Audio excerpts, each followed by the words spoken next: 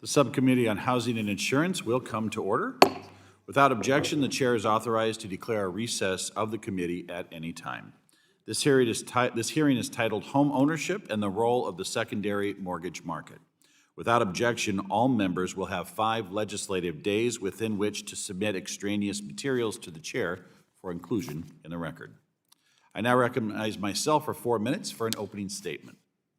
I'd like to thank our witnesses for being with us today, and I very much look forward to an interesting discussion of our secondary mortgage market and the enterprises, Fannie Mae and Freddie Mac. When witnesses refer to the secondary mortgage market during this hearing, please note that they are not referring to direct mortgage lending. In the case of the conforming market, or the market that runs through Freddie and Fannie, they are referring to a chain of interactions between separate actors. Number one, the lender who sells a loan they originated to Freddie Mac or Fannie Mae. Number two, the securitization of that loan into a mortgage-backed security. And number three, the investors who purchase those mortgage-backed securities. The private label securitization market works in a similar manner, but with fully private entities working to securitize the mortgage products instead of Fannie Mae and Freddie Mac. The secondary mortgage market works to provide greater liquidity for lenders and results in greater access to mortgage lending for borrowers. In today's banking regulatory climate, holding a mortgage on a bank's balance sheet can result in significant capital costs. If instead the lender sells the mortgage they originate on the secondary market, their balance sheet is comparatively free to originate new loans. This creates an incentive for originators to utilize the secondary mortgage market rather than hold those loans on their own books.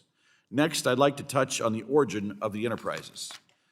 Fannie Mae was established back in 1938 under the National Housing Act to provide liquidity in the mortgage market. In 1954, Congress passed the Federal National Mortgage Association Charter Act, which converted Fannie Mae into a public-private mixed ownership corporation. Then, in 1968, Fannie Mae became entirely privately owned. Freddie Mac was chartered by Congress in 1970 as a private company to create competition with Fannie Mae. Around the same time, Ginnie Mae issued the first modern mortgage-backed securities, or MBS. Mortgage-backed securities grew in popularity in the 1980s and became a major tool for both Fannie and Freddie to provide liquidity in the conforming mortgage market. Before the financial crisis in 2008, Fannie and Freddie were private entities. However, when mortgage delinquencies rose sharply in late 2007, the GSE's large retained mortgage portfolios exposed them to significant losses in the collapsing housing market.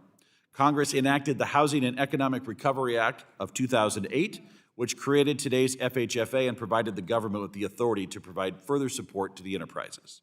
Later that same year, as the enterprises eroded further, Treasury committed up to $100 billion per GSE in exchange for senior preferred stock, warrants for 79.9% of the company's common equity, and a dividend. This intervention effectively ended both Fannie and Freddie's status as fully private companies. They now were both entered into what's called a conservatorship. Their board and CEOs were removed, and the government had the ability to closely manage enterprises and conserve their important secondary market function. Freddie and Fannie have remained in conservatorship ever since. My hope with this hearing is that we will provide members of this subcommittee with an opportunity to closely examine 2 very important topics. Number one, the mechanics of the secondary mortgage market. How does it work? What are the incentives of the relevant actors in the space, and what does this all mean for a prospective homebuyer? And number two, the role of Fannie and Freddie in the secondary market and the policy implications of their ongoing status in conservatorship.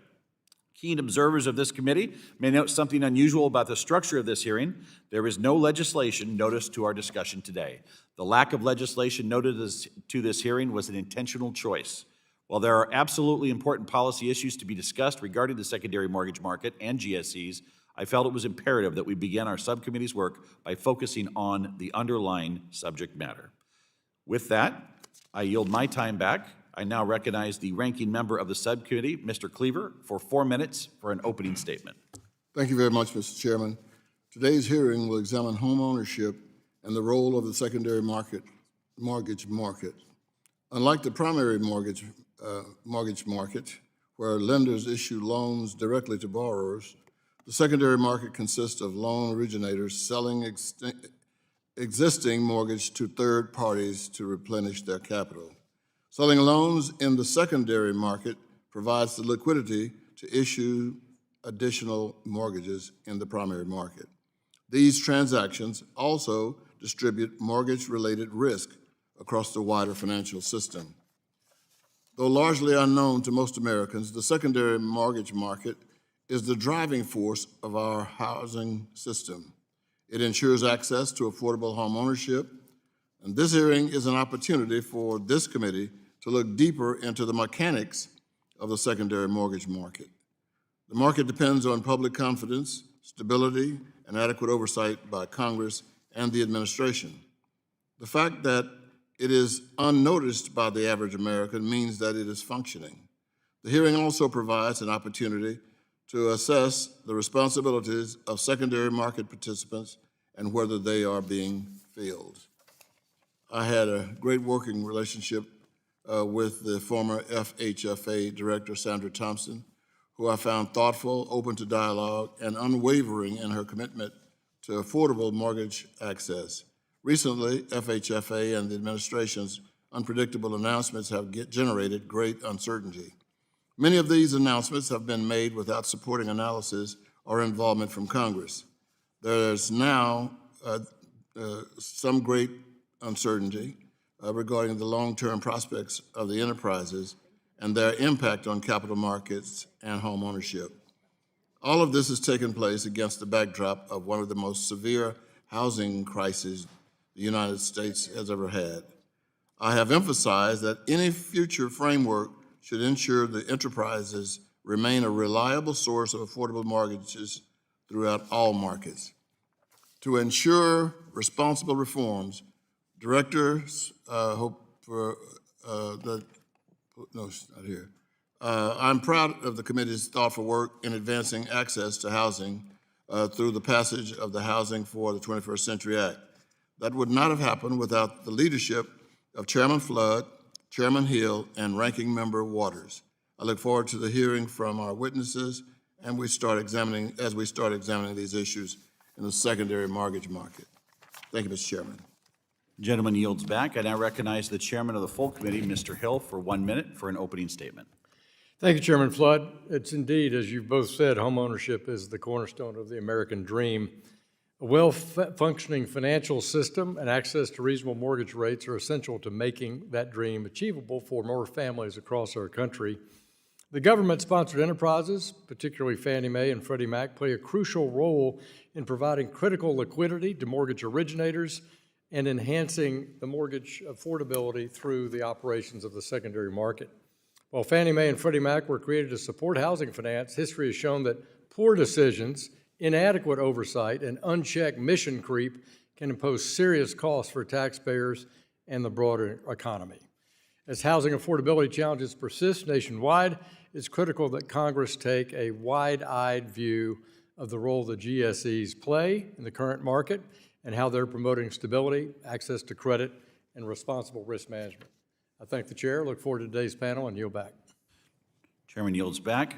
I now recognize the ranking member of the full committee, Ms. Waters, for 1 minute for an opening statement. Thank you very much, Mr. Chairman. This hearing will discuss our mortgage market, but it has been more than 1 year into Trump's disastrous administration, and this committee still hasn't heard from Trump official who oversees $7.6 trillion of this market. The Federal Housing Finance Agency Director, Bill Pulte, has been busy.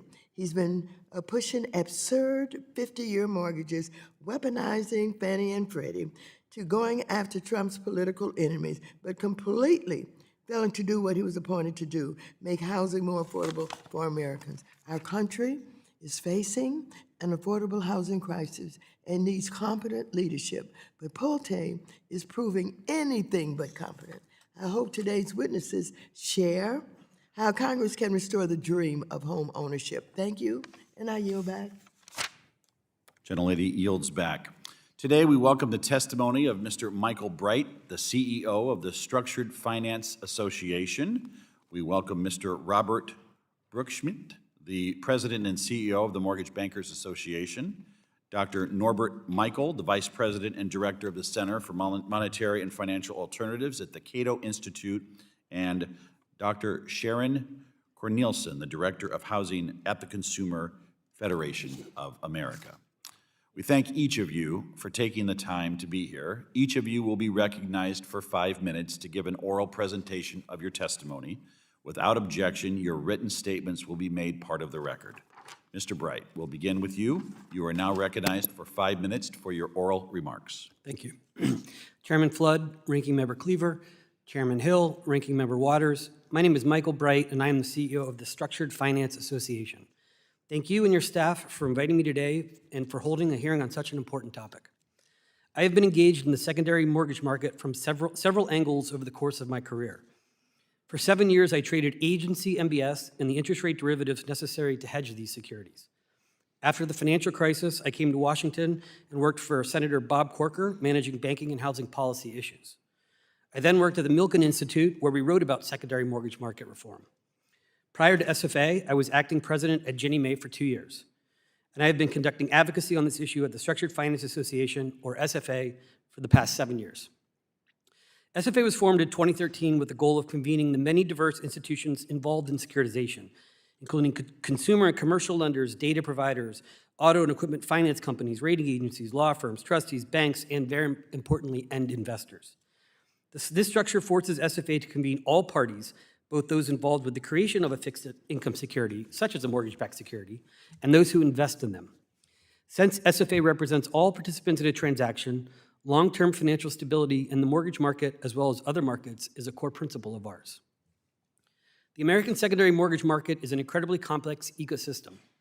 It extends well beyond Fannie Mae, Freddie Mac, and Ginnie Mae, which are often the primary focus of policy discussions. These entities do not originate mortgages. They provide credit guarantees that support liquidity and standardization in the market. Operating in tandem with these government charter agencies, there is a large interconnected series of mortgage-backed securities investors, broker-dealers, risk modelers, derivative hedging, prepayment analytic firms, and many more market participants that make up the overall secondary mortgage market apparatus. The investors in American mortgage-backed securities are broad and global. They include insurance companies, 401k retirement accounts, banks of all sizes, pension plans, foreign central banks, the Federal Reserve, and many more. SFA investor members are fiduciaries to their clients. Collectively, these varying sources of capital form the foundation of America's ability to have fixed-rate, fully prepayable mortgages, which currently comprise over 90% of all outstanding U.S. household mortgages.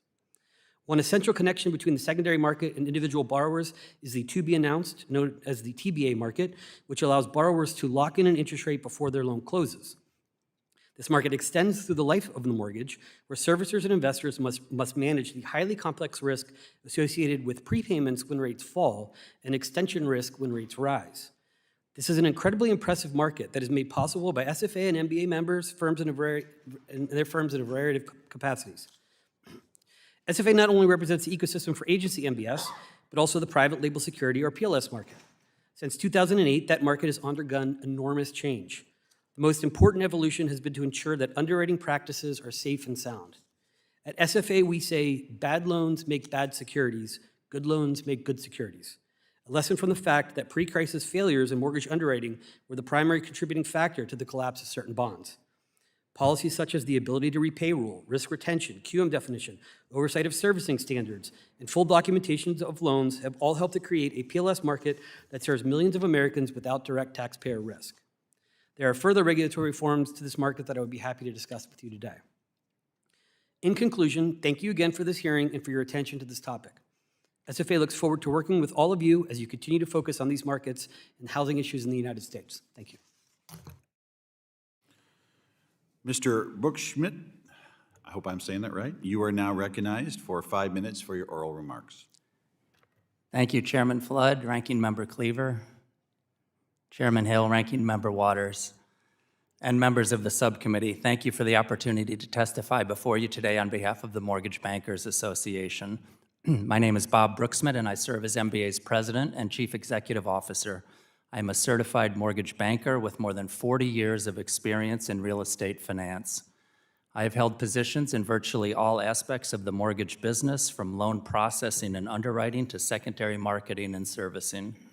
This extensive experience has given me an up-close perspective on the secondary mortgage marketplace, which is a complex ecosystem where both single-family and multifamily loans and assets such as mortgage servicing rights are bought and sold.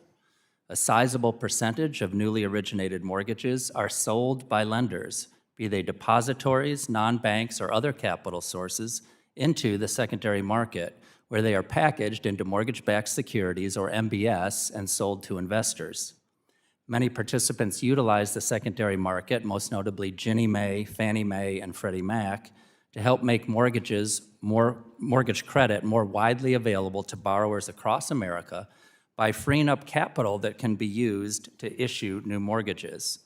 This process increases liquidity and supports homeownership and rental activity by making financing more accessible and affordable. Other players include entities that issue private label securities, or PLS, that are MBS created from pools of mortgage loans. These non-government guaranteed loans offer both investment opportunities and associated risks. As a point of emphasis, PLS are financial instruments that are not backed by a government guarantee. Instead, they are created by private entities and typically consist of mortgages that may vary from Fannie and Freddie's specific underwriting standards, which means investors may realize higher yields but bear more credit risk. These loans are typically pooled together in a trust, which then issues securities to investors. The cash flows from the underlying mortgages are then passed through to the investors. Let me now emphasize the sizing of our U.S. real estate and mortgage markets as part of both the domestic and global economies. There are $48 trillion in owner-occupied real estate value, with almost $14 trillion in mortgage debt, leaving almost $34 trillion in home equity. There is another $2.2 trillion in multifamily mortgage debt outstanding, plus associated equity. An annual mortgage origination volume of $2.2 trillion in residential home lending, and another almost $400 billion in multifamily lending. In recent years, market shares of residential origination dollar volumes have averaged roughly 50% to the GSEs, 25% to banks, 20% to Ginnie Mae, which is made up of FHA, VA, and USDA loans, and 5% for PLS.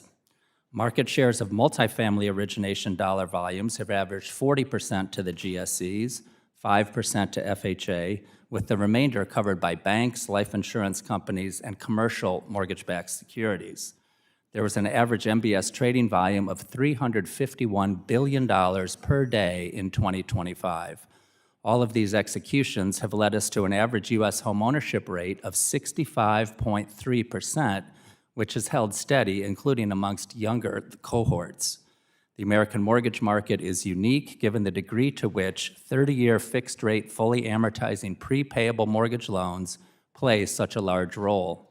Our system protects borrowers against increases in interest rates while providing a long period over which to amortize the loan principal. This allows for more affordable monthly payments than are available under a shorter schedule. The remainder of my written statement describes the key pillars that undergird the secondary market system, a holistic view of that market, balancing market innovation and the sanctity of existing contracts that support investor activity, the core principles needed should Fannie and Freddie exit their conservatorship status, and both legislative and regulatory recommendations on improving housing affordability. In conclusion, I appreciate this chance to comment on the secondary mortgage market this afternoon. MBA looks forward to continuing to work with this subcommittee, the full Congress, and the administration to serve as a resource while important discussions regarding housing continue to take shape. I look forward to answering any questions you may have. Thank you, Doctor. Dr. Michel, you are now recognized for 5 minutes for your oral remarks.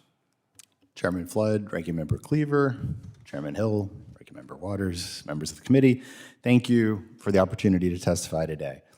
I'm Norbert Michel, Vice President and Director for the Center for Monetary and Financial Alternatives at the Cato Institute. The views that I express in this testimony are my own and should not be construed as representing any official position of the Cato Institute. A little more than 8 years ago, I testified in front of this committee and started my testimony by pointing out that it had been 10 years since the GSEs Fannie and Freddie, had failed and were placed into government conservatorship, but Congress had yet to reform the housing finance market and protect taxpayers. The only meaningful difference in my testimony today is that it has now been about 18 years.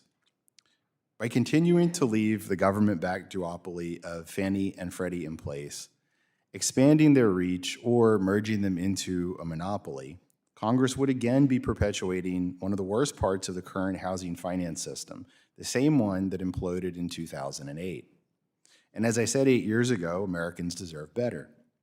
In the intervening years, many so-called reform proposals have been introduced, and the ones that typically garner the most bipartisan support are those that included an explicit government guarantee for mortgage-backed securities.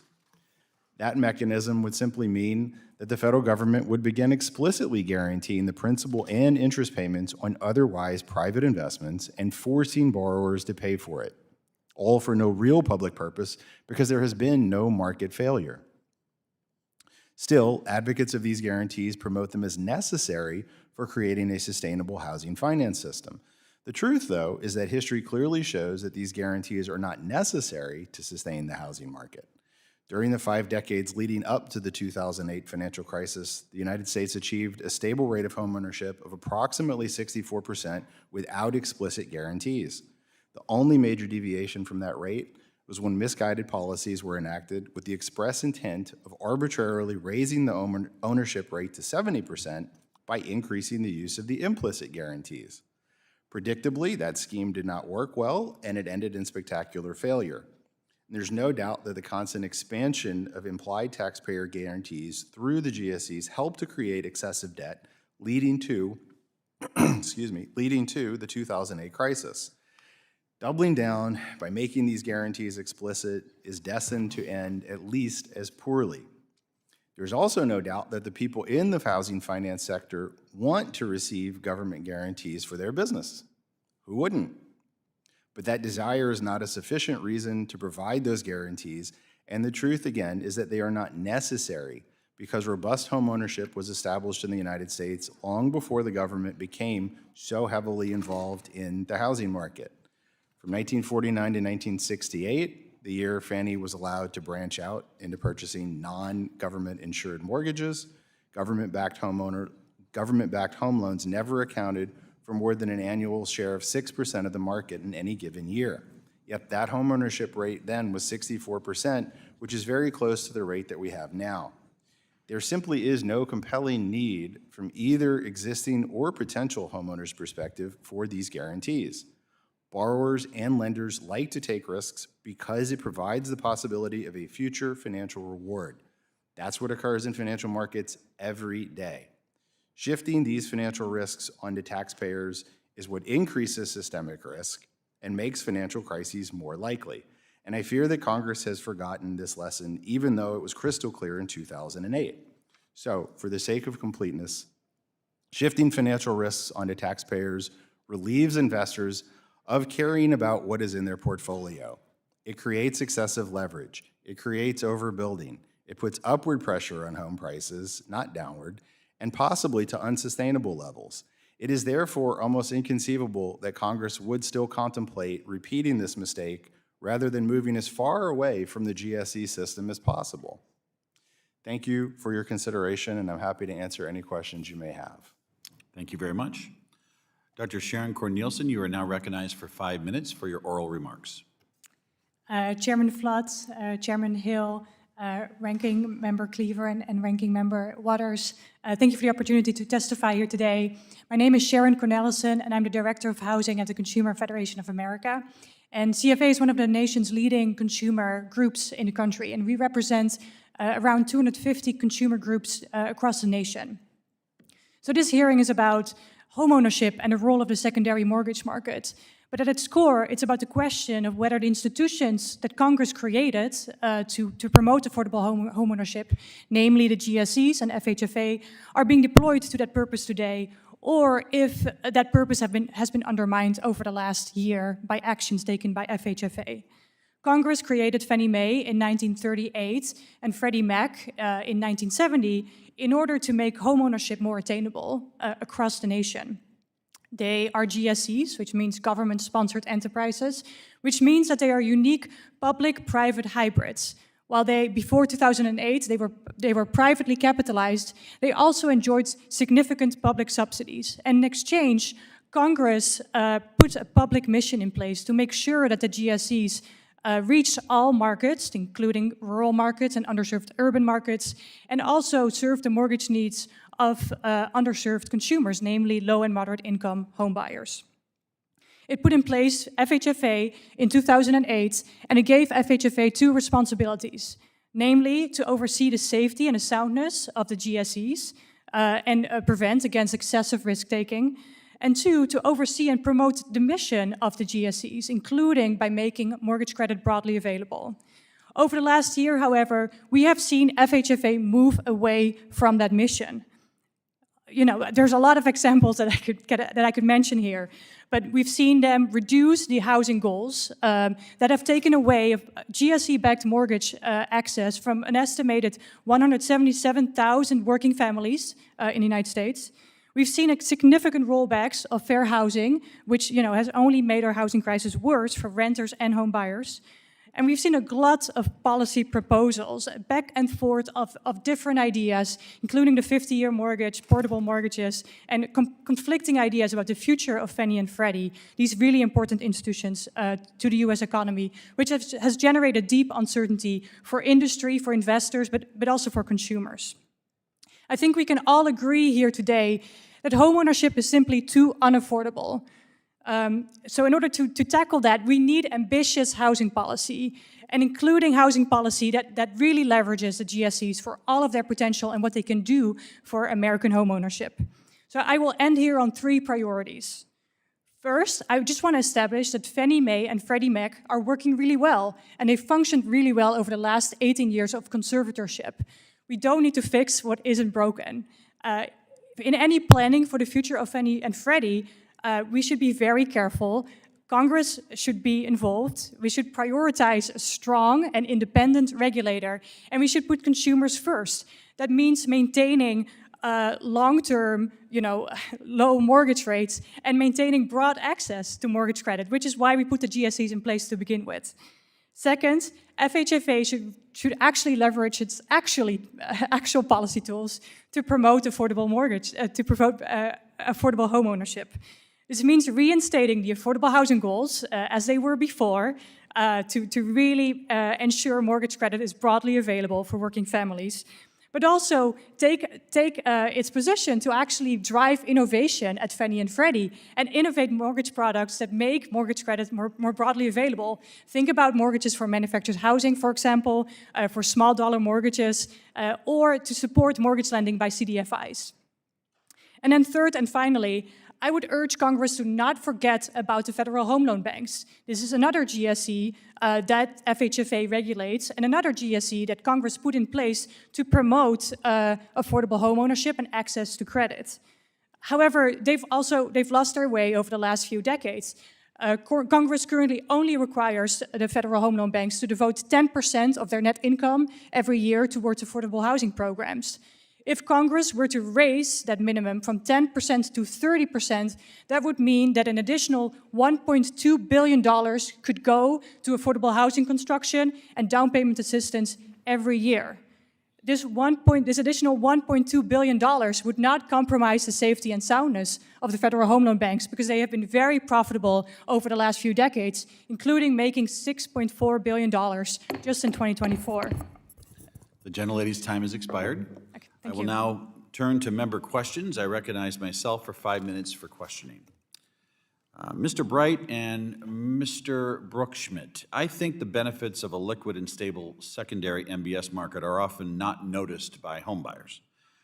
What can we point to as the main indicators of a healthy secondary mortgage market, and what benefits do homeowners enjoy when the secondary market is operating well?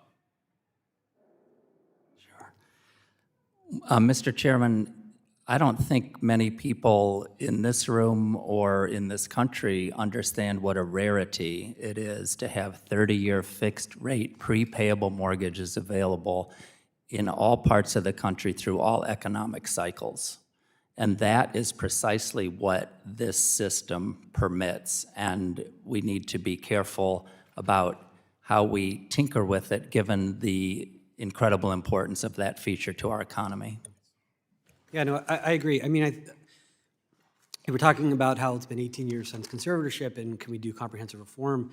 That's easy to say from these seats. It's really hard from your seats. And trust me, I have the scars to show for it, so I understand that. To answer your question specifically, it's kind of, the secondary mortgage market is sort of like plumbing and electric wiring behind the wall. So you don't see it. You notice if the water doesn't work and if the lights don't turn on. But since the conservatorship of Fannie and Freddie, the lights, as far as getting a fixed rate mortgage, a prepayable fixed rate mortgage, which is a really unique feature that Americans enjoy, the ability to get that at low rates, the lights are on and the water works. So what we're talking about as a political exercise when we talk about structural reform is you're saying, hey, you don't notice all this stuff behind the wall, but let's rip up the wall and take it down, and that gets a little tricky. So I get it. I think it's important as we get into this conversation about GSEs, we have this beautiful thing called a 30-year fixed mortgage. They don't have that in South America. They don't have that in every country in even Europe or in Central America. We have it here. And not only do we have trillions of dollars coming in capital, we have other countries sending capital into the United States so that somebody in Laredo, Texas can achieve the American dream. And so we have done something right as a country here. Mr. Bright, can you walk through the way MBS is priced by investors from a very high level? How can we think about how investors weigh prepayment risk and interest rate risk in mortgage-backed securities? Yeah, thank you. So right now in agency MBS and Ginnie MBS, you don't have to take into account the credit risk of the underlying borrower. You do in PLS, but the structures allow senior bondholders to not have to worry about that. But in all mortgage-backed securities in the US, you take on significant risk as an MBS investor. And again, I do want to stress the point that this MBS investor is a pension plan, it's a 401k, it's your TSP plans. This isn't people investing their own money, it's retirees and savers. If you make a loan to, you buy a mortgage-backed security that 3.5% coupon, and that borrower gets a 4% mortgage, that's an example. If interest rates go up, you as a bondholder are probably going to be getting a 3.5% coupon for a very, very, very long time, while prevailing market interest rates could be 6 or 7%. So you're underwater on that bond. Conversely, if you're an investor and you make a loan with a 5.5% coupon, and that's where prevailing mortgage rates are, which is about where they are now, and rates go down, you're going to get prepaid, meaning you're going to get par back and have to reinvest that at a substantially lower market interest rate. So that's okay. The market knows how to do it. It prices that. It's built an entire You're doing ecosystem. great, but I'm running out of time here. Okay. It's impressive, is what I'm saying. There's one thing I wanted to touch on. My time is limited, but I worry about banks, community banks, and their connection to Main Street when everything goes to the GSEs. Mr. Broeksmit, how can you describe the capital treatment of mortgage servicing assets, both with relation to the risk weights and the effective cap on MSA and the effects it has on mortgage originators, particularly small banks? I worry that we're losing our connection between banks and homeowners, and please react to that. I'll be brief. Basel III needs to be fixed. The risk weight on servicing is 250%. It shouldn't be more than 100%. That's a complicated way of saying the capital we require for servicing is 2.5 times higher than it ought to be. We've been working with the prudential regulators on this. It would help banks get back into the servicing business. They've effectively been driven out of it because of these onerous capital requirements. Excellent point. I am going to offer for the record an article written by David Spector, Chairman and CEO of PennyMac. It's titled "A Blueprint for Making Housing More Affordable," entered into the record without objection. With that, I now turn to my colleague on my right, Mr. Cleaver. He is recognized as the ranking member for 5 minutes. Thank you, Mr. Chairman. Because of my very, very deep respect for the previous head of FHFA and my ability to work with her, I've become more and more concerned about their role and appreciative of it. The administration continues to evaluate the future of government-sponsored enterprises such as Fannie Mae, Freddie Mac, and has considered ending their 17-year conservatorship because the GSEs are central participants in the secondary mortgage market, buying, pooling, and then securitizing mortgages. Any transition out of conservatorship could have, I think maybe everyone would agree, broad implications of liquidity, risk, distribution, and housing affordability across the market. Ms. Forgive me if I messed it up. Cornelissen. Am I close? Just Yes, Cornelissen, thank you. the Congressional Budget Office has noted that the GSE's role in the housing system is so significant that they could warrant systematic designation if released from conservatorship. What would be the material impacts on the secondary mortgage and the broader housing finance system, particularly at a time when we are all talking about this historically difficult time for Americans to secure affordable housing? Yeah, I mean, you don't want to break the secondary mortgage market. I think we all have the memory of 2008 when Fannie and Freddie risked failing and threatened to drag down the economy. But specifically, if you end conservatorship without a good plan in place, this would mean the end of the 30-year mortgage as we know it, right? You may not be able to get a rate locked in before you buy your house, or you may not be able to have that prepayable feature and refinance your home. Well, what are the primary drivers of higher mortgage transaction costs, particularly for smaller loans in today's market? Excuse me? No, anyone. I'm sorry, I didn't hear the question. What are the primary drivers of higher mortgage transaction costs, particularly for smaller loans in today's market? Well, one of the issues with small dollar amounts is that, small dollar loan amounts, is that there are certain charges on a mortgage that are fixed in cost. Let's say the appraisal. Let's say appraisal is $700.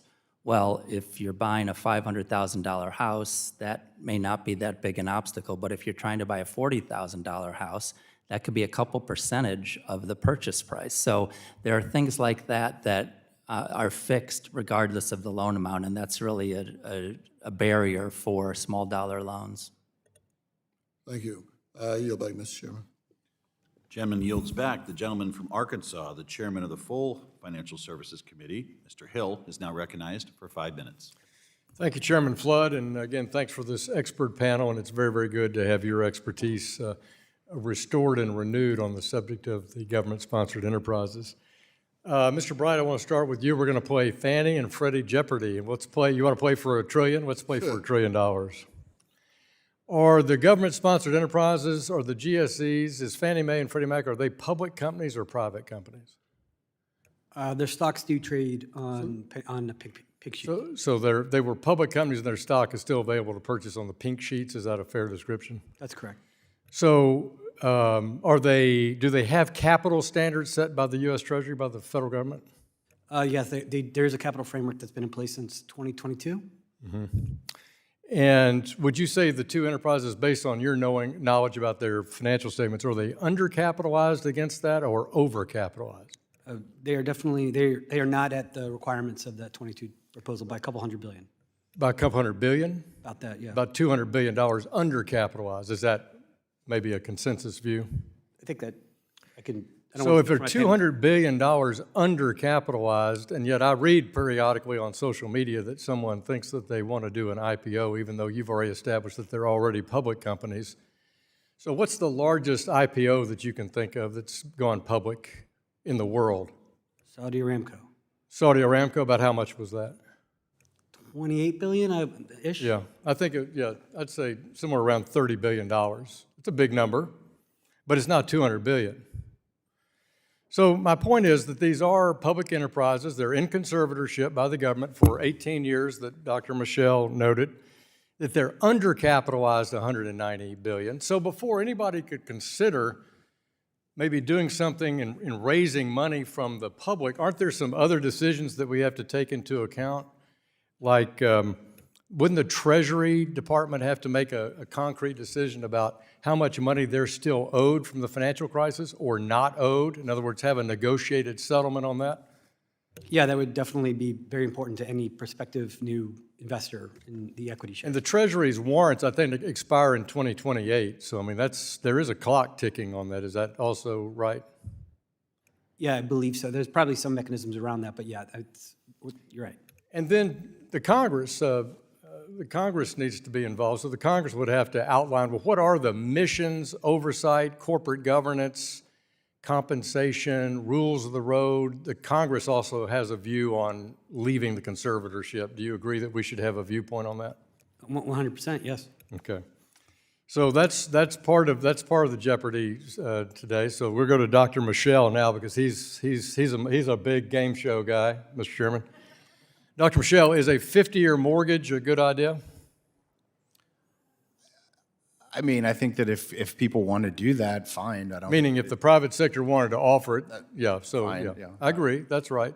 Would it be easier to provide secondary market liquidity to that when it's brand new, or would it have to reach a certain level for there to be appeal? Mr. Bright, you want to answer that question? I'm sorry, The liquidity, if we did have a 50-year mortgage, Yeah. it might, how many billions of dollars would it have to exist before it could be packaged with liquidity in the secondary market? hundreds and lots, and it's not TBA deliverable. Yeah, and if you wanted to have a portable mortgage, that would be really hard for an existing mortgage that's been sold into the secondary market, wouldn't it? That would be a contract violation. Yeah. So anyway, it's good to think about important ways to bring down affordability, which is why the chairman and Mr. Cleaver have worked so hard on 21st century housing, because these are concrete ideas that reduce the cost of housing. Dr. Michel, bounce back to you. The Federal Home Loan Banks are a GSE, and I agree with our friend that noted that we should pay close attention to them. There's no doubt about that, and we have an obligation of oversight there. I don't agree that we should take from their low-income housing from 10% to 30%, because I don't think of these organizations as housing agencies. They also are a liquidity to banks using mortgage loans as collateral. Is that right, Dr. Michel? That's right. They've become. So they provide liquidity to banks using 1 to 4 family mortgages as a collateral base. But they also do grant programs, is that right, for helping with? Much bigger mission and public purpose than Yeah. originally. Yeah, I think the housing piece, low-income housing is incidental to that core piece. Well, this is a great panel, and I think it's wonderful to get a new generation of members of Congress focused on the government-sponsored enterprises and the complexity of it. I yield back. Gentleman yields back. The gentlewoman from California, Ranking Member Waters, is now recognized for 5 minutes. Mr. Chairman, before I ask the question, I have a parliamentary inquiry. It is my understanding that Mr. Ed DeMarco, President of the Housing Policy Council and former FHA Director, was supposed to testify today, but no longer is. Since Director Pulte was not invited to testify, I was very much looking forward to hearing from Mr. DeMarco, someone who used to work at the FHA, and may be able to give us some answers to our questions about what has been going on there. Mr. Chairman, do you know what happened to Mr. DeMarco? Committee will stand at ease pending conference with legal counsel.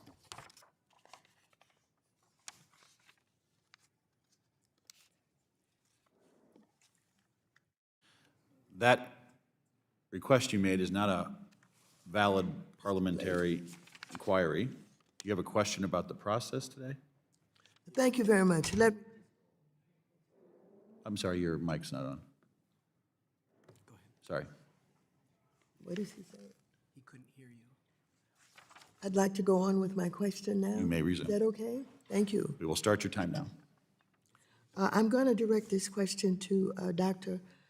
Cornelissen, the Federal Housing Finance Agency. Director Pulte has been using his agency as a tool to attack Trump's political enemies while offering patently dumb policies, proposals, like a 50-year mortgage that would only serve to trap Americans in forever loans. But the FHA has an important, maybe the most important role in our mortgage market. If he were here today, and I will note again that Republicans have not shared any plans to invite him or to testify. But if he were here, what are the top 3 things you would remind him that he and the government-sponsored enterprises would do to help make buying a home more affordable and accessible?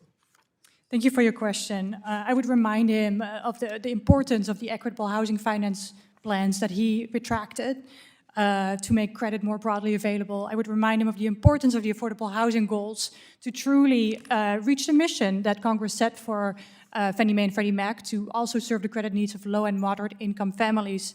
And I would remind him of the actual fact that FHFA can direct Fannie and Freddie to truly innovate products, and by innovating secondary mortgage products, make primary products more available, such as home-only loans for manufactured housing or small dollar mortgages, for example.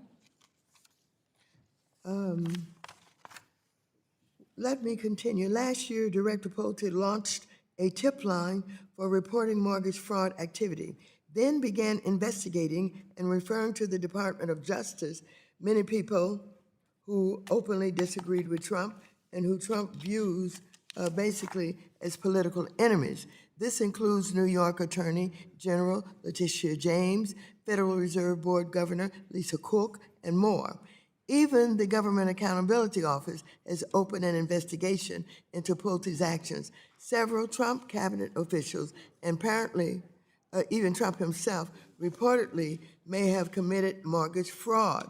And yet I don't think Pulte has referred any of these cases to the DOJ, nor would the American public have any confidence that DOJ would do anything about it. This whole incident, though, allows actually bad actors to go unpunished. No one should forget the widespread mortgage fraud committed by Wall Street that directly contributed to financial crisis. What do you think about that? I think it's inappropriate, and I think it undermines the independence of this regulator, right? It's sort of used as an independent regulator for political ends, so I think it's an inappropriate use of an independent regulator. Do you think it would be proper for you to make a request of this committee? The chairman, he just left. Make an inquiry about perhaps forcing the appearance of him here? I think that would be appropriate. Do you think it would be helpful to this committee? I think it would be helpful for this committee, yes. Well, then I would like to impose on you a little bit. We will do our share about trying to get him here, but if you could help us make a request, I would appreciate it very much. Will do. Thank you. Thank you. I yield back. Gentlewoman yields back. The gentleman from Tennessee, Mr. Rose, is now recognized for 5 minutes. Thank you, Chairman Flood, and thank you, Ranking Member Cleaver, for holding this important hearing, and thanks to our witnesses for your time and being with us today to lend your expertise. In the run-up to the 2008 financial crisis, Moody's, Standard & Poor's, and Fitch were not innocent bystanders. They were central enablers. They repeatedly stamped complex mortgage-backed securities stuffed with risky loans with the highest possible ratings, helping to pump toxic products into every corner of the financial system and paving the way for a collapse that devastated homeowners, retirees, and taxpayers. Mr. Bright, given that history of catastrophic failure and apparent disregard for basic due diligence, why should Congress or the American people place any trust today in these same firms to accurately assess risk in the current market for mortgage-backed securities, rather than assuming that these firms will once again chase fees at the expense of honesty and prudence? Well, the market that buys the securities based on these has learned and evolved quite a bit, and I think that that's important. And I think that there have been some good reforms on the rating agencies, but on the entire market itself. I get back to, if I could repeat sort of a principle that we have from the beginning, is that I think the failure of the financial crisis, we had poorly underwritten loans, no-doc loans, low-doc loans, liar loans. The collateral was being underwritten based on the value of the underlying asset, not the borrower's ability to actually repay. And I think we're we've moved a long way since that. And so I think that that's a very healthy evolution and lesson learned from the financial crisis. I'm skeptical. Mr. Michel, what concrete steps should Congress consider to break the dominance of Moody's, S&P, and Fitch, firms that help vaporize trillions in wealth, cost Americans their jobs, homes, and savings, and yet walked away with virtually no real accountability, and to encourage new competitors in the credit risk rating business so investors are no longer captive to this closed ratings cartel? Well, I mean, you don't want to have regulations that mandate a special sort of designation. That's one thing, because that makes it harder for anybody else to come in and do a rating sort of arrangement. But I think that the bigger issue is that you don't want a single or double government-backed entity in the first place. And to be a little bit fair to those guys, for the most part, the mortgage-backed securities ratings that they gave actually not that far off. Interesting. Okay. Mr. Bright, if China accelerates mortgage-backed security sales as retaliation for tariffs or other policies, as some analysts warn, how could or how would that interact with Fed balance sheet runoff or domestic liquidity shocks to amplify housing market stress? Well, if the Chinese central bank were to do something like that, that would be a strategic decision that would be very poor economics for them. They have lots of dollar reserves from trade deficit that we have with them, and they have to invest those reserves in a way. So they'd have to put it into something else. I think that would be pretty detrimental to them. It would also be detrimental to us. Dr. Michel, if China chose to dump a significant volume of U.S. mortgage-backed securities for geopolitical reasons, how worried would or should we be that this kind of foreign policy-driven selling could deepen housing market stress for American families and small lenders? My flippant answer is that the Fed would just buy it. And my serious answer to go with that, though, is that I think that what you still end up with is a bunch of effectively Treasury securities that are sitting out there if someone's going to buy them. In all seriousness. All right. Mr. Broeksmit, from MBA's perspective, what aspects of the current secondary market structure are most important to maintaining broad access to 30-year fixed-rate, fully amortized payable mortgages? Congressman Rose, thanks again for your leadership on the Trigger Leads bill, which is going into effect next month and will help consumers immediately.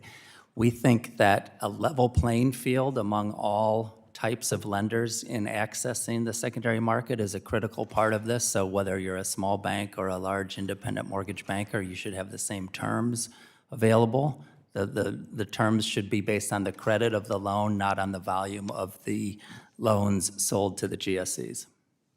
Thank you. My time's expired. I yield back. Gentleman yields back. The gentlewoman from Michigan, Ms. Tlaib, is now recognized for 5 minutes. Thank you, Mr. Chair.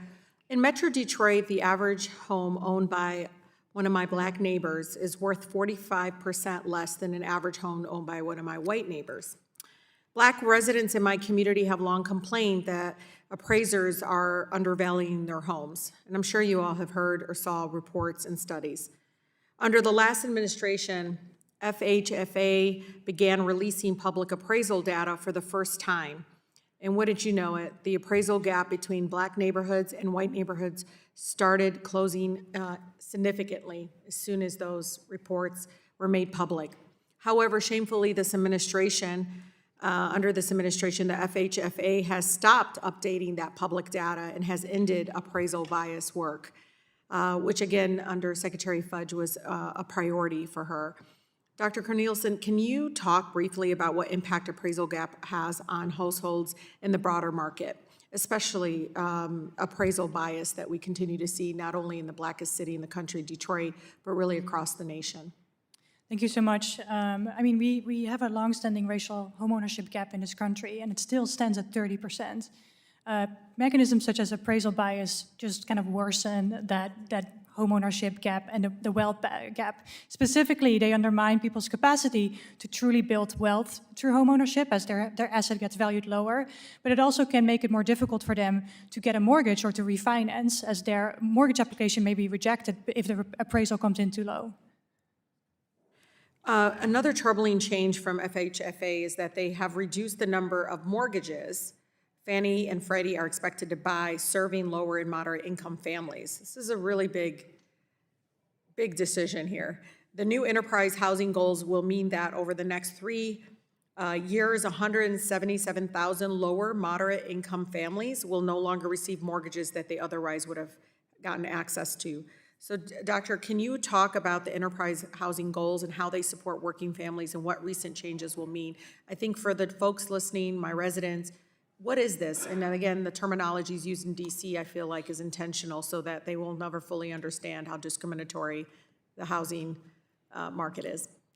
Yeah, thank you for your question. I feel the same, that there's too many acronyms. But the affordable housing goals, Congress put these in place to make sure that Fannie and Freddie, of all the mortgages that they support, that a certain percentage of those mortgages go to underserved communities and to low and moderate income home buyers to make sure that they serve all markets. So Congress put this in place, but over the last year, as you said, we've seen the director significantly lower those goals. And I just want to emphasize that these are not risky borrowers. These are everyday working families.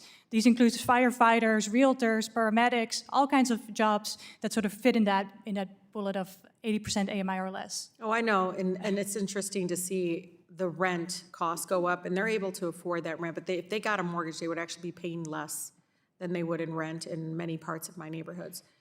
Finally, just last week, FHFA announced, they keep making all these announcements, as you know, is ending the fair lending and fair housing enforcement for Fannie Mae. I don't think there's a lot of people talking about this. Again, fair housing enforcement is ending under Fannie Mae, Freddie Mac, and federal home loan banks. This is the part of broader pattern by this administration, as we know, enabling discrimination. We have seen staffing cuts, disruptions in HUD's Office of Fair Housing and Equal Opportunity. I know for a fact they laid off all these civil rights, these attorneys that basically investigate discrimination. They have them at home, getting paid on administrative leave, doing nothing, not enforcing. So the administration has also proposed reforming what they call Regulation B of the Equal Credit Opportunity Act. I keep bringing this up in committee, which would eliminate disparate impact liability. This is huge.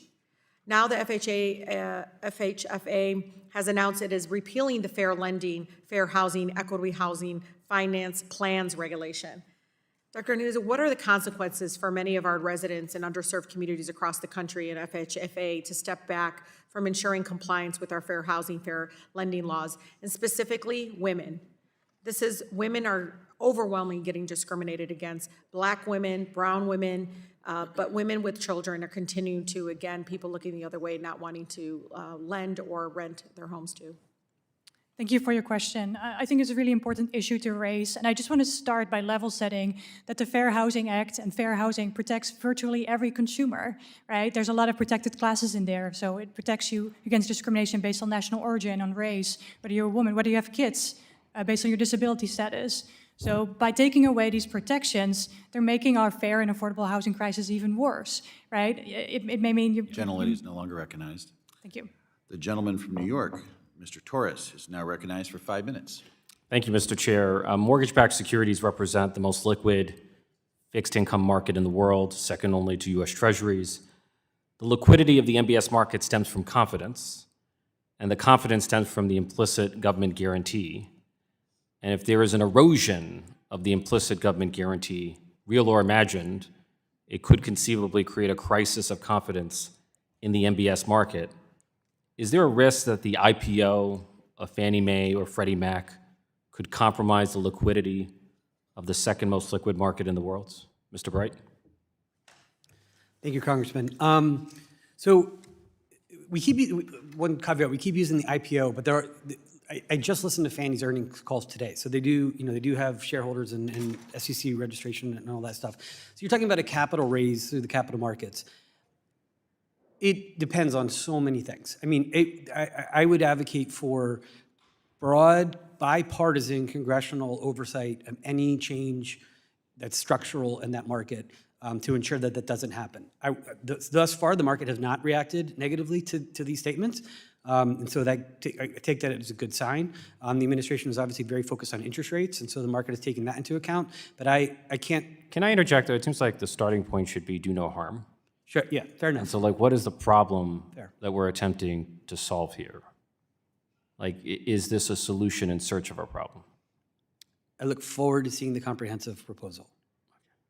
Mr. Broeksmit? I think that if there were some sort of capital raise and the GSEs remained under conservatorship, which is a construct we've heard, then I don't think there's much potential damage to the market. I think if there were an exit from conservatorship, A combination of the two, yeah. well, or separately, I think they're frankly probably on a separate track, but an ill-thought-out exit is where the concerns you raise would really come to the fore. And could I, or a major change to the PSPAs? Because that's really the undergirding of the market's confidence that they're not taking on credit risk. You know, the U.S. has a $15 trillion mortgage market. The GSEs backstop the majority of it. If the GSEs are backstopping the majority of a $15 trillion market, does it not stand to reason that the GSEs should be designated as systemically important financial institutions? Mr. Bright? I told you when we met, I love the question. It's an idea that I think is a lot of merit. I would pose it to the FSOC. I think they probably fit the SIFI bill. People have different opinions about the value of the SIFI tag, but it's not a bad thing to look into. It's fair to say if those institutions were to fail, it would create a systemic crisis, That's very fair to say. Yes, thus making it a systemically important institution. That is a fair- regardless of how we designate it. Yes, sir. The FHFA directed the GSEs to make a $200 billion purchase of mortgage-backed securities. I feel like if it walks like a duck and sounds like a duck and looks like a duck, it's probably a duck.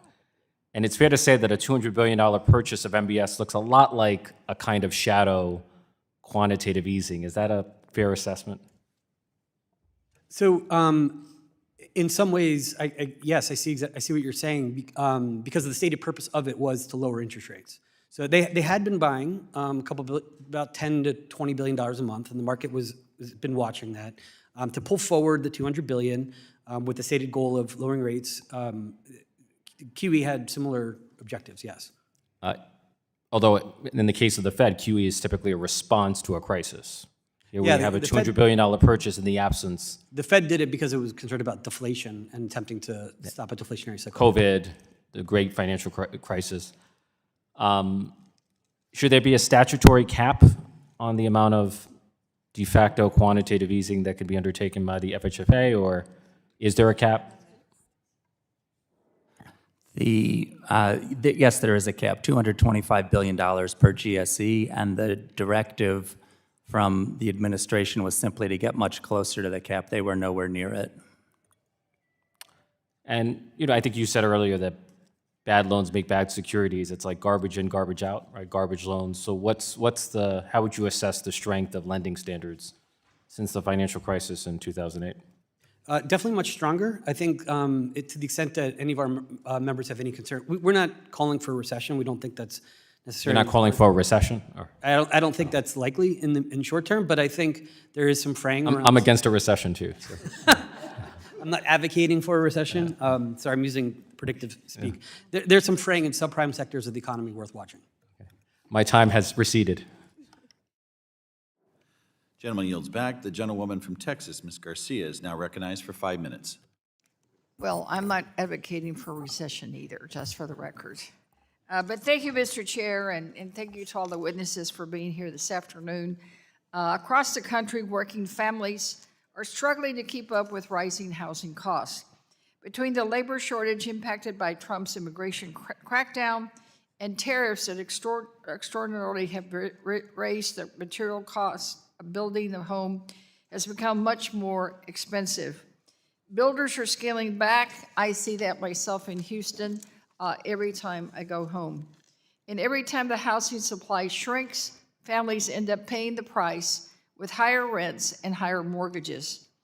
Rather than address the issue, the housing finance system saw unprecedented change, including mass firings and staffing changes.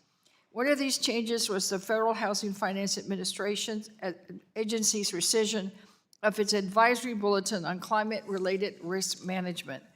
The bulletin required government-sponsored enterprises to integrate climate-related risk management framework into its existing risk management program. Dr. Cornelissen, how does climate risk intersect with secondary mortgage markets? It very closely intersects. Natural disasters are becoming more common, and this is impacting, the quality of our housing stock. We've seen a lot of housing stock destroyed in natural disasters, but it's also impacting systemic risk more broadly. If there's a very large disaster, this can bring down home prices and create more risk on the books of the enterprises. Well, we know that climate risk is a significant threat to us in Texas in the secondary mortgage market, as rising insurance premiums driven by hurricane and flood risks increase mortgage delinquencies, especially for us in Houston. I think we've seen 7 major disasters in the last 8 years. I mean, you all see it on the news. That photo that always comes to mind, of that image of people on boats, going home to home because that's how much water we had. That was in my district, so I'm very, very, very cognizant of it. So Doctor, a study done last year by the Dallas Federal Reserve Bank found that the delinquency effects are present in both GSE and non-GSE mortgages, implying risk for both the federal government and the private sector. Do you believe that climate risks coupled with soaring reinsurance costs are ultimately eroding housing stability, particularly for low-income buyers? Absolutely, we're seeing growing pressure. I mean, our housing crisis is not just about the cost of a mortgage, but also other costs such as the price of home insurance. So for a lot of lower income homeowners and home buyers, this is putting a lot of extra pressure on their pocketbooks every month. Yeah, for sure. So it's a double whammy. It's a double whammy, yeah. Absolutely. It's a double whammy. So as insurers continue to pull out or increase premiums due to climate events, lenders are more likely to pass on risk for properties with high environmental risks, decreasing property values and ultimately undermining the stability of the secondary mortgage market. Mr. Bright, you wrote in Housing Wire in 2022 about the impact that environmental metrics could have on residential mortgage-backed securities. In your opinion, does the mortgage-backed securities market adequately price risks related to insurance costs, especially in states like mine, in Texas, Florida, and California, that are impacted the most? The end, MBS investors, as fiduciaries to their clients, have to take into account all risk, including climate risk and the costs that could incur, that could impose on loss of property, delinquencies, et cetera. So the large investors, insurance companies, and asset managers who invest in these bonds very much look at that. So I know I focus on climate risk today, but there is so much more to discuss, including the role of GSEs, market stability, and recent policy shifts at the Federal Housing Finance Agency. I hope we can keep up the momentum from this week and continue the important discussion, Mr. Chair, because when we talk about affordability, for many of people in my district, it's more than just the groceries, it's more than just the gas, it's also utilities, it's also rent, it's the high insurance premiums, it's their mortgage, it's all of the above. So unlike the person in the White House who thinks affordability is a hoax, my district knows it's real. They encounter it every single day. So thank you, and thank you to all the witnesses, and I yield back the final 10 seconds of my time. Gentlelady yields back. The gentleman from Wisconsin, Mr. Fitzgerald, is now recognized for 5 minutes. Thank you, Chairman. The secondary mortgage market depends on broad investor confidence that mortgage credit risk is being priced, managed, and distributed responsibly. In the coming weeks, I plan, and I'm sure the chairman's aware, we're going to be introducing legislation that would end the conservatorship of Fannie Mae, Freddie Mac, by codifying many of the reforms that have been accomplished the past few years, in particular, encouraging more credit risk transfers. Mr. Bright, thanks for being here today. From your perspective, would you agree that with the cap on their investment portfolios, increased capital standards, and the introduction of the credit risk transfers, Fannie and Freddie have become far less risky than prior to the financial crisis? And then how can we encourage more CRT how can we have that CRT further remove taxpayer risk and better utilize private capital? So to answer your first question, undoubtedly, they're less risky. Much lower leverage, much stronger underwriting standards, much more oversight, and as you point out, the use of CRT as an insurance vehicle to protect against predefined losses. How can we encourage more? Well, you mentioned codifying reforms in legislation. I think there are a lot of reforms that have been done administratively that could use codification in legislation and encouragement of them to continue to leverage that as a form of loss protection. Very good.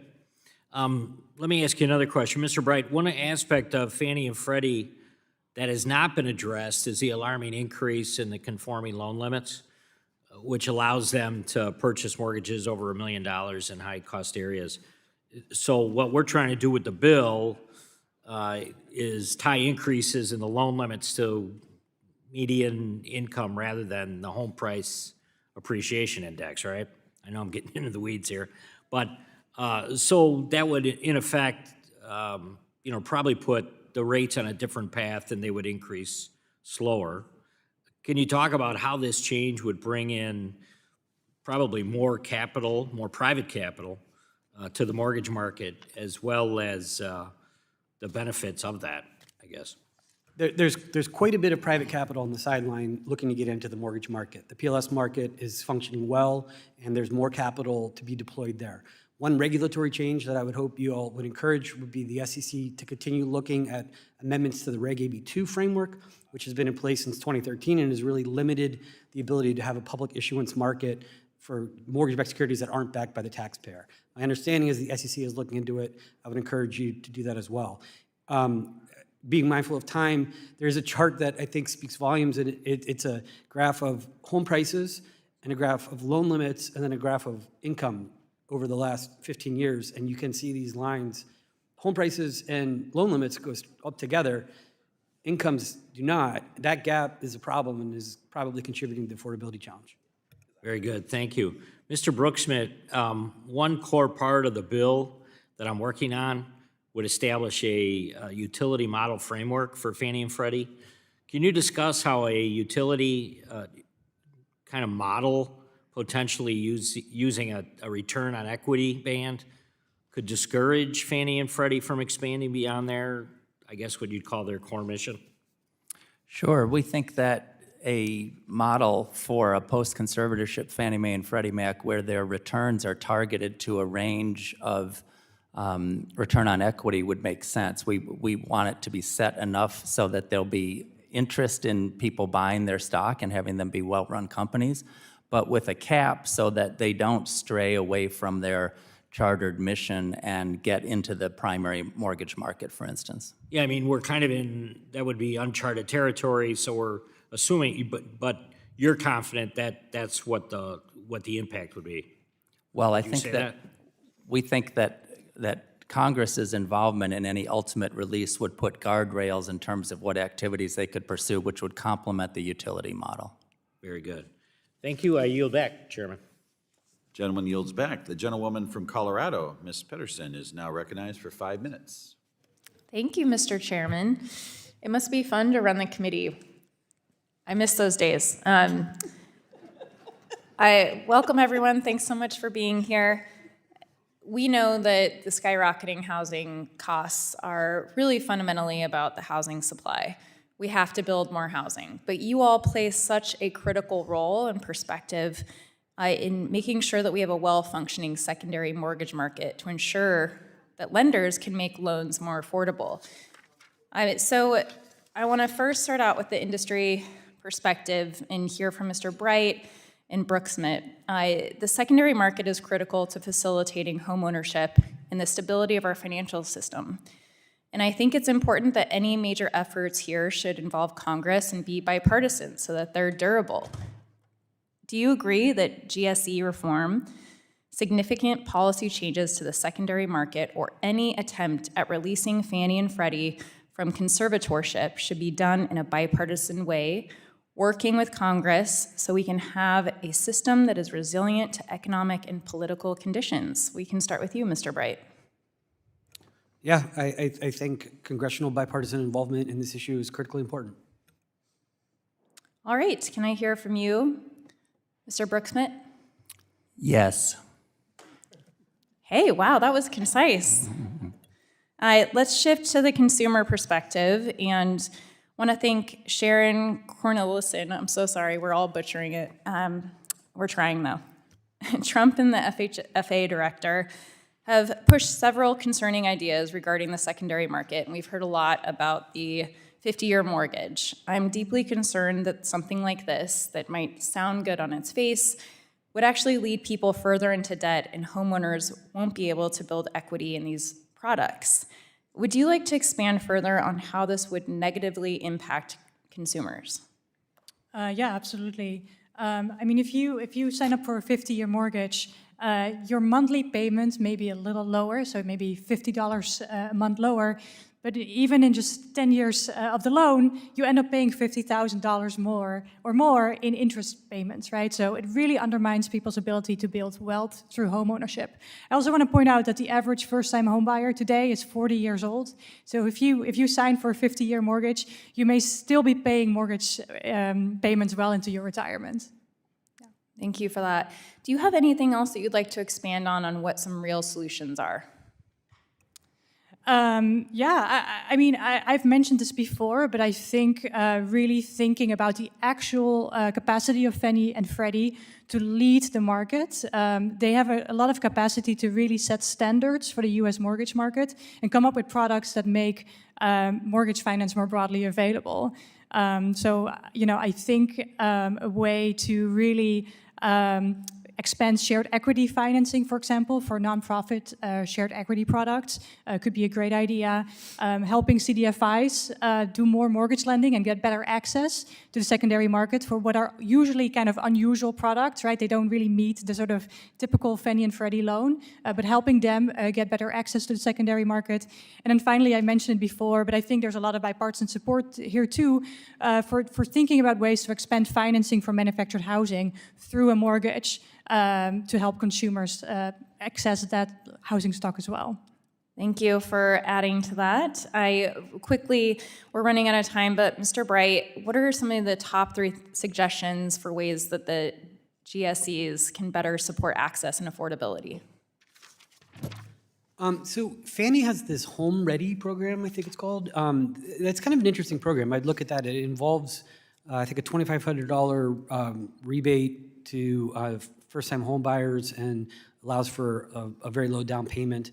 I don't know off the top of my head the uptake on that program, but that you already have sort of something that's right there to use. When it comes to affordability, one thing I think always is important to remember, and you know this because you said it, the secondary market and interest rates can only affect the demand side, really, and make it a little bit easier to borrow. It's the supply that I think really needs the most amount of focus, and I think rehabilitation of old homes, building on vacant land, conversion of office buildings into rentals, and manufactured housing as well. These are all, I think, a holistic approach that can help address that. Thank you so much for that. And maybe we don't have time for a response, but I don't think that tariffs and deporting our workforce is also going to help with rising costs. But thank you all for being here. I yield back. Gentlewoman yields back. The gentleman from Montana, Mr. Downing, is now recognized for 5 minutes. Thank you, Mr. Chairman, and thank you for the witnesses for being here today. We've discussed at length today how the GSEs and the secondary mortgage market serve to provide substantial liquidity in the mortgage market and really make it possible for small and mid-sized lenders to originate mortgages. Yes, it's fair to say that homeownership, which epitomizes the American dream for many, has never been further out of reach. And today, the GSEs securitize roughly 40% of new mortgage originations and own or guarantee nearly 70% in outstanding agency mortgage-backed securities. You know, as a conservative, I prefer as little involvement of the federal government in the market as possible, and Congress created these GSEs. So I'm going to start my questioning with Dr. Michel. This is a two-part question. Is more competition needed in the secondary mortgage market? And if so, what can Congress do to lessen the federal government's involvement to drive down the cost of lending and borrowing? Yes, revoke the charters. Thank you very much. I'm going to move on to Mr. Bright. Do you believe the secondary mortgage market is functioning as efficiently as it should be? I think it's been functioning pretty well. Yeah, I do. Well, thank you. Is there anything the congressional or the commercial mortgage-backed securities or CMBS market, something I have a little bit of experience with, that we should explore for the residential mortgage-backed security space? There's all these ideas like, BP spires for the higher risk tranches, yield maintenance defeasance. Is there anything we should be exploring on the CMBS side that would apply here? Yeah, that's a really interesting question, because in the CMBS market, there is risk sharing. Yeah. It's already built in, which is what the PLS market does. And if we can get Reg AB2 changes, then that market can really step in. Why do you think other countries have not adopted the GSE model of the United States? I mean, homeownership is a little bit uniquely American, and as an aspiration. Europeans are a little bit more comfortable, obviously, with renting culturally. There is a covered bond market in Europe that's very heavy, and they rely on that. I will point out that the EU is undertaking some very aggressive reforms right now to attempt to jumpstart their securitization market, because they realize that relying solely on giant banks with putting just loans on their balance sheet isn't enough to achieve the growth that they want. So they're voting in June on a package of really substantial regulatory reforms to try and jumpstart their securitization market as well in all asset classes. Thank you. I'm going to move back to Dr. Michel. Do you see the U.S. needing the GSEs indefinitely? I'm sorry, do I see them? Do you see the United States needing the GSEs indefinitely? No, I mean, I don't think that they needed them in the first place, though, so. So if these disappeared tomorrow, what effect would that have on homeownership? In an abrupt fashion like that, that's probably not ideal. However, you have a really hard time to make a logical case that they are necessary. Thank you. Other people would invest. That's what I'm trying to say. I appreciate your answer. We've discussed how the GSEs failing to stay within their congressional boundaries contributed to the 2008 financial crisis. So how do you think 2008 would have played out differently if the GSEs didn't exist? Well, I mean, there's a very large percentage, and I don't have the numbers in front of me, but a large chunk of even the private label market where we know they were buying, they were securitizing with the specific intent of selling some of that stuff to the GSEs. Right. So the whole problem is this is more leverage, right? And that's what you get. If you have more federal backing, more government backing to cover losses, you're going to get more leverage than you would have otherwise. So you would have had less leverage and less risk. Well, thank you for that. I'm going to move to Mr. Broeksmit. One reason for the failure of the GSEs in the run-up to 2008 financial crisis was the irresponsible political pressure of trying to put as many people in a home as possible. So in your opinion, what should Congress be considering as we work on housing affordability legislation to ensure we are responsibly increasing home ownership? Well, I think there are some immediate steps that could be taken right now in terms of lowering the loan-level price adjustments at Fannie Mae and Freddie Mac that would give lower rates to borrowers tomorrow. I think the mortgage insurance premium at FHA would also do the same thing and lower costs tomorrow, and modernizing the credit report requirements would save hundreds of dollars per loan. So I think those are some short-term, tangible actions that we could take. Right. Well, I thank the panelists again, and on that, Mr. Chair, I yield my time. Gentleman yields back. The gentlewoman from Georgia, Ms. Williams, is now recognized for 5 minutes. Thank you, Chairman Flood and Ranking Member Cleaver, for holding this very important hearing today, because I am hearing about home ownership and the affordability crisis every single day in my district. I represent Georgia's 5th Congressional District, centered in Atlanta, where mortgage borrowers know that homes are only getting more expensive and home ownership less attainable.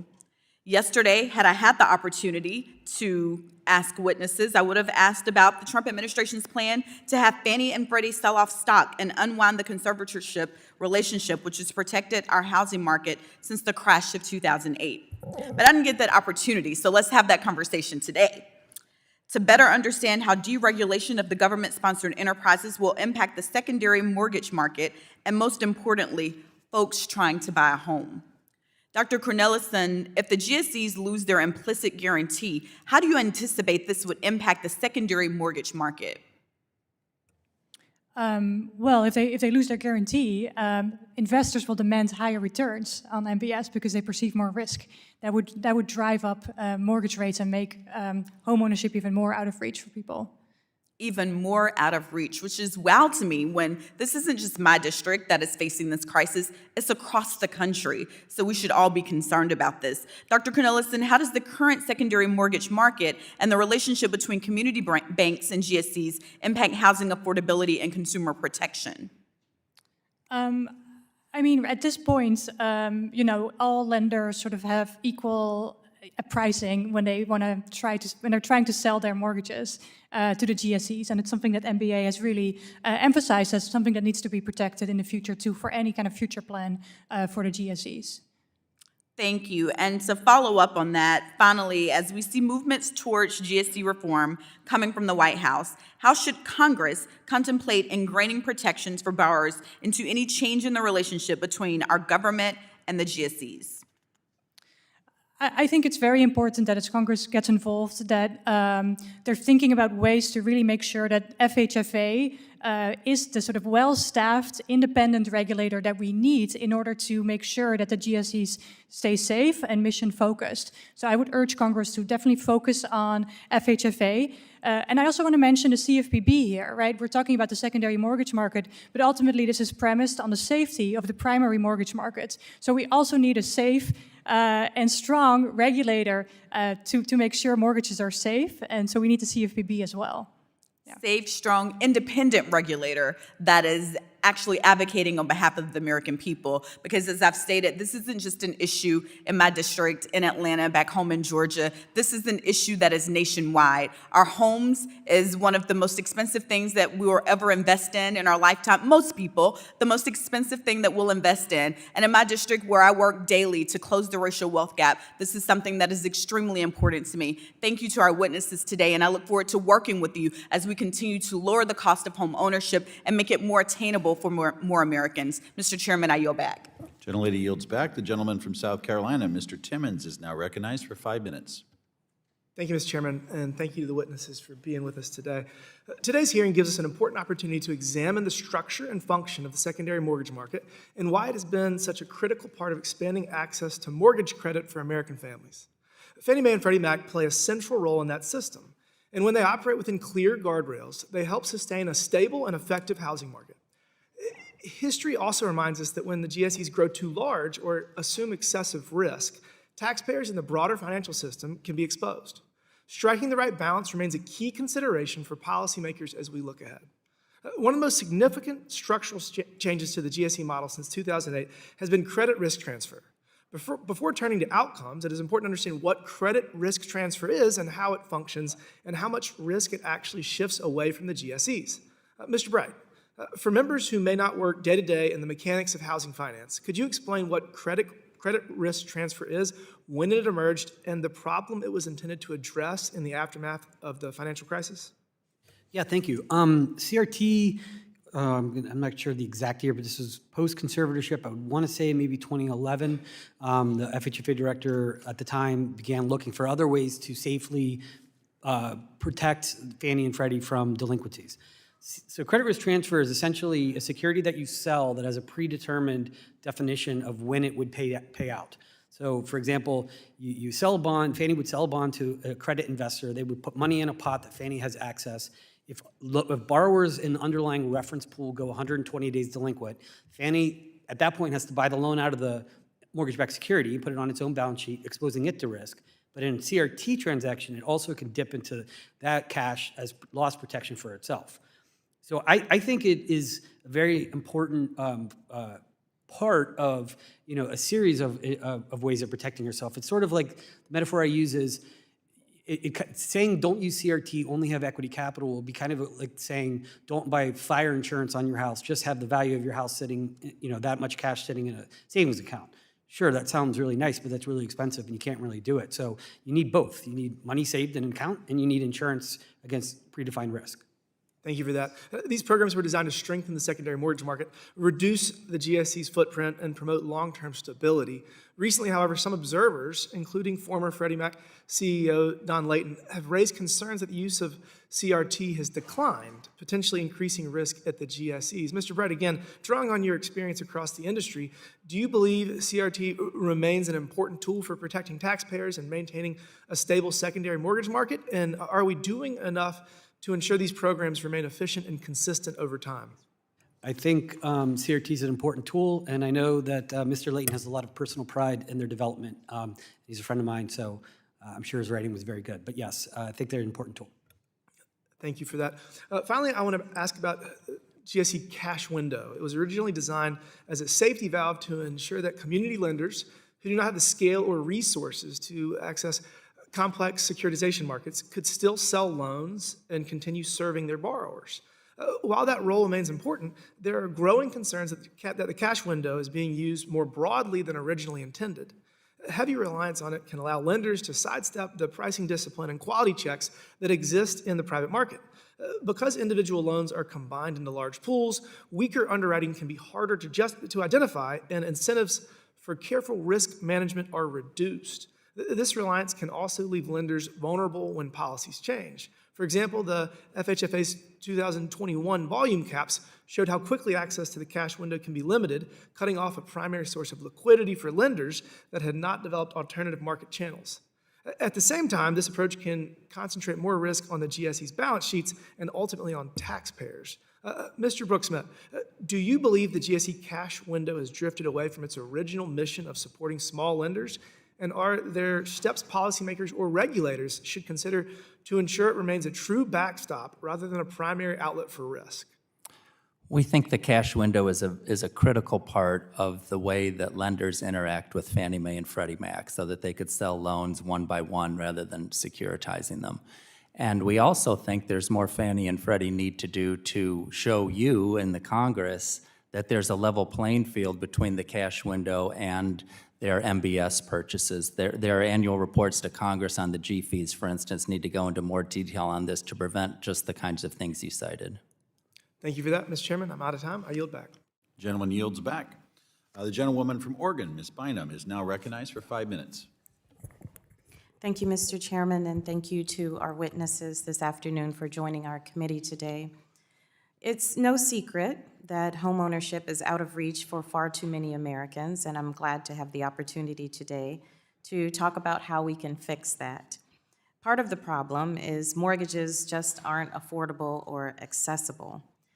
Now, as this administration considers whether to release Fannie and Freddie from government control and prepares to potentially pursue public offerings for their shares, the entire mortgage system is at a critical inflection point. I believe this could have a major impact on the housing market and wider economy, but my question actually is pretty simple. Where should all that money go? Should the administration proceed with this, this would be one of the largest stock offerings in history, raising as much as $30 billion for the federal government. If we use this money to plug holes in the federal budget or give more tax breaks to billionaires, I think we'll be making a major mistake. I don't believe we can afford to liquidate our housing finance system while failing to address the shortage of 4 million homes that keeps home ownership out of reach for Americans all over the country. So in my view, this is pretty easy. The money shouldn't deepen inequalities in our country. Instead, it should go to the states where housing development is most urgently needed. And in my home state of Oregon, it's estimated that we need to build 140,000 new homes in the next 4 years just to keep pace with demand, never mind lowering the cost of housing. I believe we should use these funds to build more affordable housing of all types to get the housing supply where it needs to be. That includes investing in infrastructure like transportation and clean drinking water, which enables more new builds. The money should also fund demand-side solutions like offering down payment assistance to first-time home buyers, and I think this would make significant progress towards increasing housing affordability in both the short and long term. Now, I'll pause here for just a second just to share. I always share a family story. I have 4 kids, 24, 21, 17, and 15. And after receiving a frantic call from my mother this weekend, she says, you all need to fix the tax policy in this country because I have property and I need to unload it. You all are angry at my generation for not unloading it, but I have to pay for my retirement. I have to pay for my long-term care, and you all are forcing us to keep it. Okay, thanks, Mom. So, so I talked with my husband, and we, rekindled the conversation about our estate planning. And so every Sunday night, we have family meetings, so I'm preparing the older kids who are away. Hey, we're going to talk about our estate planning. And when I talked with my oldest daughter, the 24-year-old, the first question out of her mouth was, okay, we're talking about estate planning. Do I get the house? That was the first question. The young people are acutely aware of how out of reach this feels. And I think that's what we're talking about today. So my question is, I want to ask Dr. Cornelissen, did I get it right? With the profits that would come from this public offering that would be that were generated by American homeowners paying their mortgages, would it make sense to keep housing dollars in the housing sector rather than paying for, say, tax cuts for the wealthy or letting them go to the Treasury's general fund? I think that totally makes sense. This money came from housing and it should stay in housing. I also think you raised a really important point that if we want to build 4 million homes that we are short over, over the next 5 years, we need investments. We need real money to kind of, prompt the housing industry into action and to build homes, not just any homes, but homes that are affordable for families too. So I think that's a great idea. Thanks. Mr. Bright.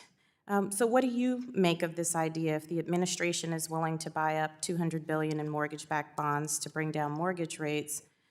Maybe we could be leveraging revenue from a potential public offering to offer as one solution to addressing our nation's housing crisis. And I have 20 seconds left. Love the idea of finding revenue to address the housing crisis, absolutely. One caveat, I don't know how the capital raise scores.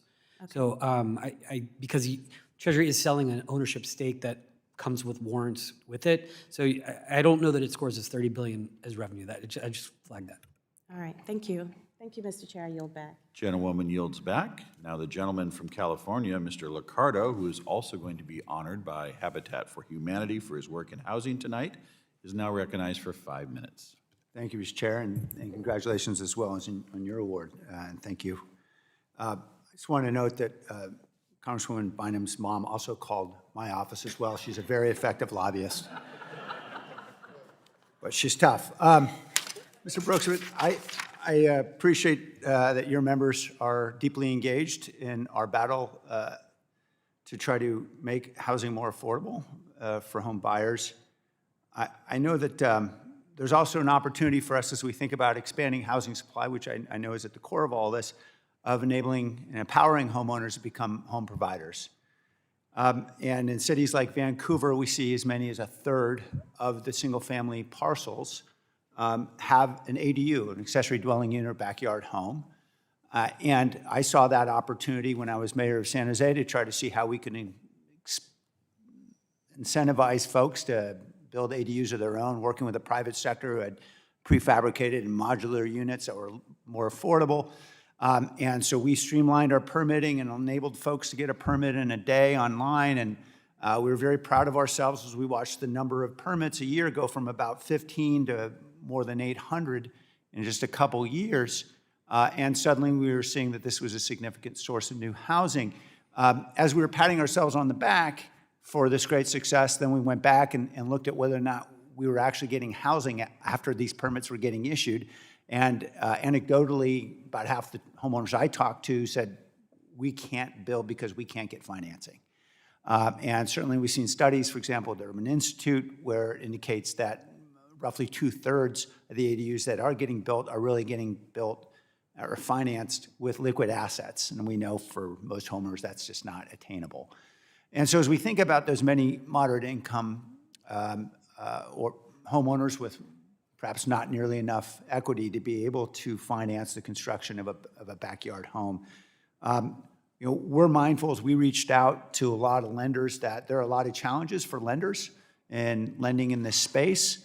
We'll go into all those now, but we certainly heard from many of your members that they had real challenges, and the fact there's no FHA backing for a second mortgage of this type is particularly challenging, and it appears that Fannie and Freddie are largely engaged only in allowing lending for acquisition of a home with an ADU, not for new construction. And so I wanted to ask you about whether you believe there's an opportunity here, if we can get Fannie and Freddie into the game, FHA, to actually empower more homeowners to become home providers, to get the financing they need to build ADUs and perhaps help them pay their mortgage over the long run. I think that more accessory dwelling units is good, and I think there should be ways that to finance the construction. I know FHA has made it easier to use the rental income you get from an ADU to qualify for a loan, and we're open to all good ideas on this subject, and I know that our people are in touch with you and your people on this topic. Yeah, I appreciate that. I appreciate your partnership. You know, we agree that it's a good thing that they're starting to consider the rental income. But of course, what we're seeing, for example, in the case of Freddie, is you actually have to show proof of an executed lease, which means that it's already built and there's somebody in it. So appreciate very much. We have at least a direction here. I know there has been some concern about whether or not FHA would be healthy enough to be able to backstop this kind of lending with insurance. But I think you note in your written comments, I think on page 13, that the Mutual Mortgage Insurance Fund, the reserve ratio is now 11.5%, which I think is roughly 6 times the statutory minimum. Is that right? Thank you for reading my written testimony, yes. Well, I won't go into how exactly I learned that. There are smarter people than me around me. So I like to think, as you look at the landscape, we have healthy enough institutions to be able to expand this opportunity. Is that fair to say? To expand, I'm sorry, what? Expand this opportunity, that is, to help more homeowners. Absolutely, yes. Well, I appreciate that very much, and I appreciate your organization's partnership with us. I introduced a bill, of course, with my colleague Andrew Garbarino, New York, a bipartisan bill called the Supply Act, and I look forward to working together to see if we can get this over the goal line. Thank you. Thank you. Gentleman yields back. I'd like to thank all of our witnesses for your testimony today. Without objection, all members will have 5 legislative days to submit additional written questions for the witnesses to the chair. The questions will be forwarded to the witnesses for their response. Witnesses, please respond no later than March 18th, 2026. This hearing is adjourned.